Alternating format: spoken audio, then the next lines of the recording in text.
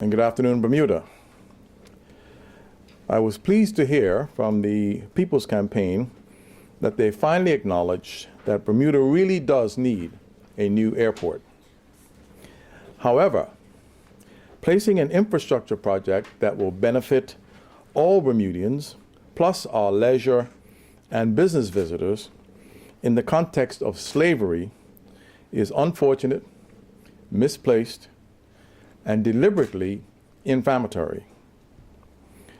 I wonder if those Bermudians who will leave the ranks of the unemployed to return to the dignity of honest work will consider themselves enslaved.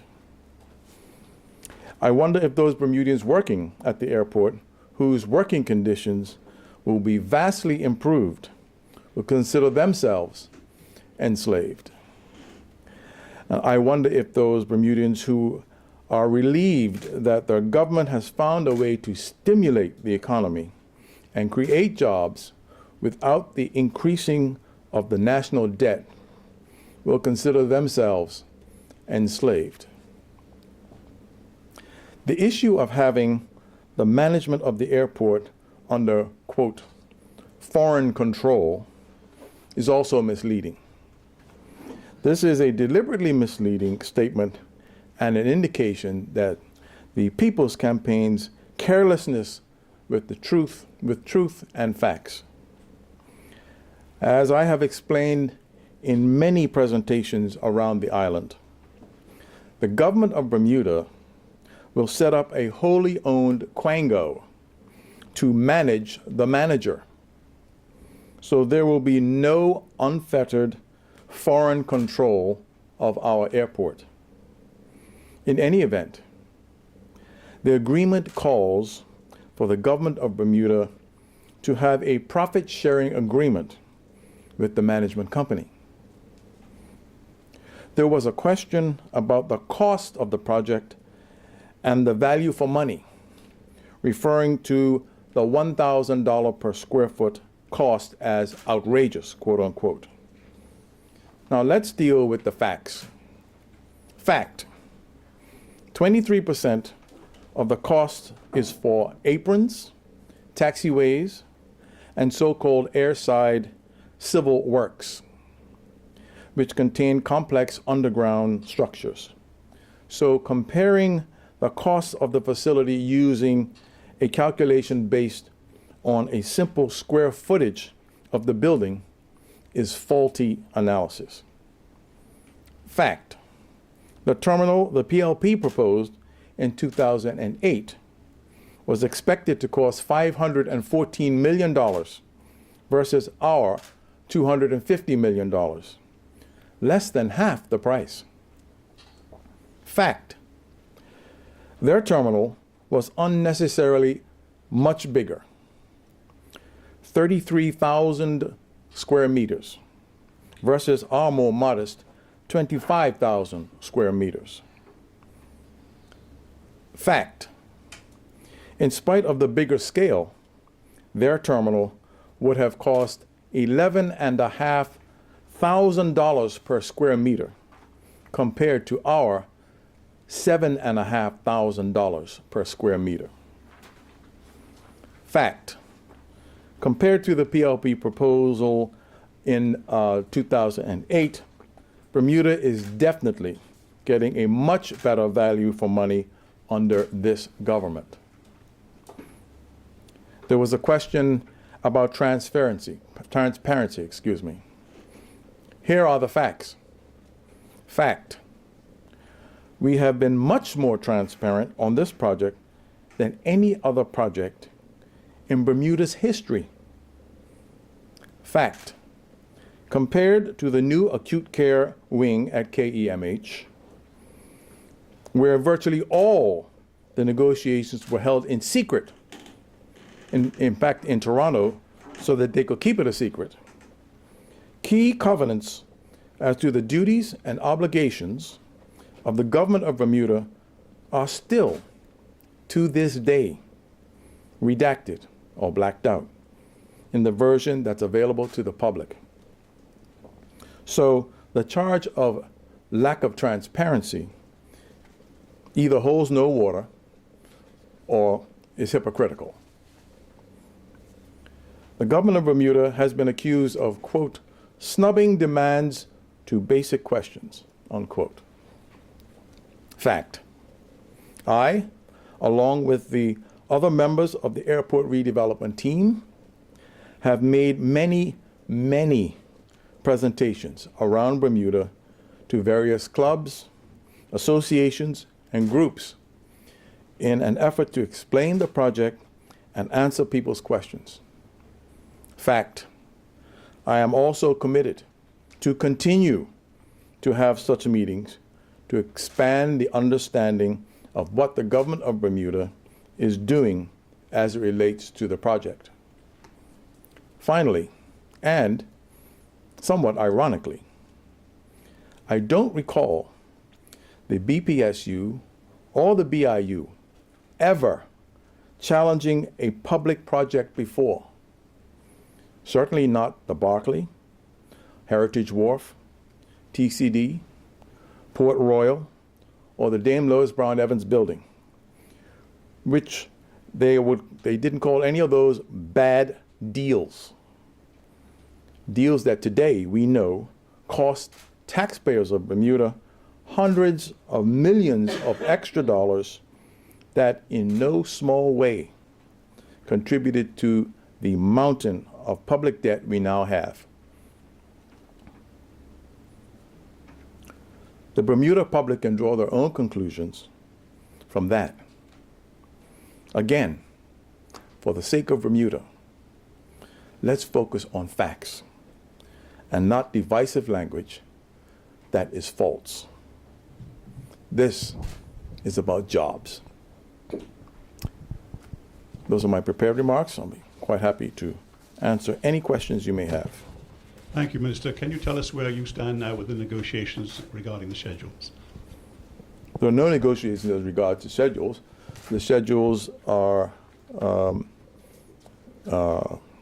held in confidence according to a confidentiality agreement until the negotiations are over. And we're still negotiating. Any rough idea how long it's going to take? Not exactly, but our target, as you know, is to break ground by the end of the year, and we are using that, continue to use that target date. May we ask what is holding up the situation? There are a lot of legal matters. We're still haggling over some fine points in terms of the numbers. But you know, it's a complex project, and there are lots of moving parts.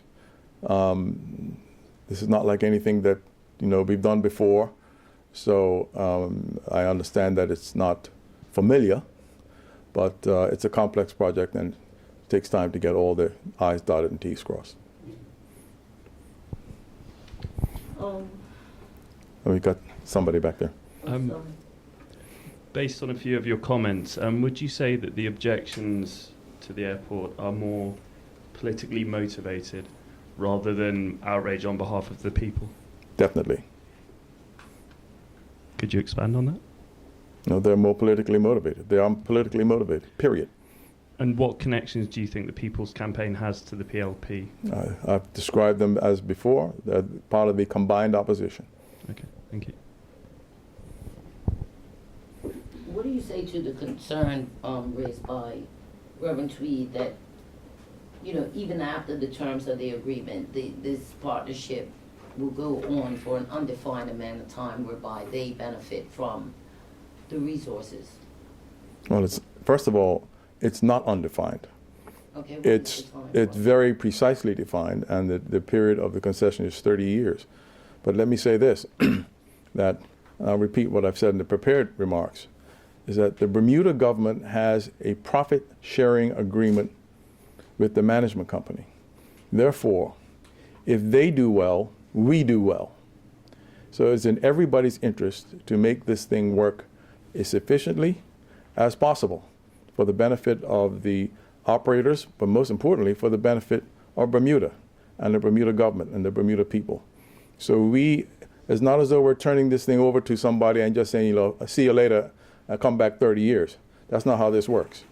We are basically, this is a type of joint venture that we are having with this company. So we are in it in a very integral way going forward. One of the things I heard at the presentation of the unveiling of plans was that this development will show that Bermuda's open for business and will be a good sign for capital investments. Do you agree with that? And have you heard any movement as a result of these plans? Well, infrastructure is a platform upon which you build progress and growth. You know, we spent a great deal of money and effort and taken a lot of criticism in forming the Tourism Authority, and they have done some really good work. But what is the point of doing all of that when their efforts come to fruition? We have a shabby facility down there to put our visitors through. So we have to think long term, and this is a long-term investment which we think that the future of Bermuda needs for all things, not just tourism, but for business as well. You know, we have to think about our long-term perspectives, and part of that is to put the correct infrastructure in place that we use as a platform for growth, and that's what this is. And based on the recent uptick we saw in air arrivals, because some of your political critics say we're now heading into almost 50 years of visitor air arrivals done. We had a slight increase. Do you see this as a positive indicator of things to come? Absolutely. You know, we think the tide is turning, and we told people from the start it wouldn't happen overnight. And I understand people's impatience, but you just cannot take a 30-year trend and turn it around overnight. Can't do it. So I think they've done, in the Tourism Authority, done a marvelous job in taking the whole effort to attract people here, cutting it up into pieces and analyzing and improving each piece. And that's where sort of the America's Cup comes in.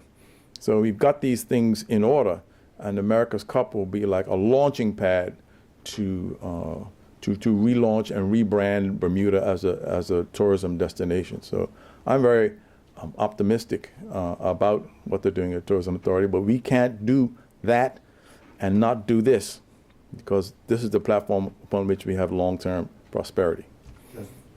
In the past month or so, there have been protests at the airport against this proposed plan. You said you're expected to break ground by the end of the year. What does government expect to do besides having public meetings to perhaps not challenge these protesters, but to address them?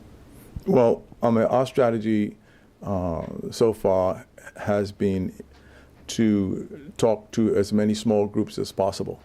We've talked to, say, sporting clubs, social clubs, groups, business associations, etc. I have a number of them lined up for August, another further ones lined up for August, as well as September. And we'll continue to do that. We found that large public meetings have had the experience where it gives people who want to demonstrate and distract an opportunity to disrupt the meeting, and therefore the ability for us to inform people is severely diminished. We find, and people don't get the message, right? These small groups that we have been engaged with, it has been remarkable that when you sit in a nice, quiet place, and the people who want to learn and want to be informed are there, and you can have an interchange of information, invariably they all come out with the same feeling that, yeah, we have to do this, and this is the only way forward that we can do it. It's the best way forward. So we have had tremendous acceptance of this with this small group format, and we're going to continue to do that. And does government still intend on sharing the contract with the Public Accounts Committee? Well, we have shared the Airport Development Agreement with the Public Accounts Committee, and I'll reiterate that all of the government's obligations have been given to the Public Accounts Committee. There are no government obligations that have been withheld. So, you know, people talking about value for money and all that sort of stuff, what they really want to know is what has government signed up to? what are our obligations in this deal? All of them have been outlined to the Public Accounts Committee. Anybody else? Is that it? Thank you, Minister. Well, thank you very much, ladies and gentlemen.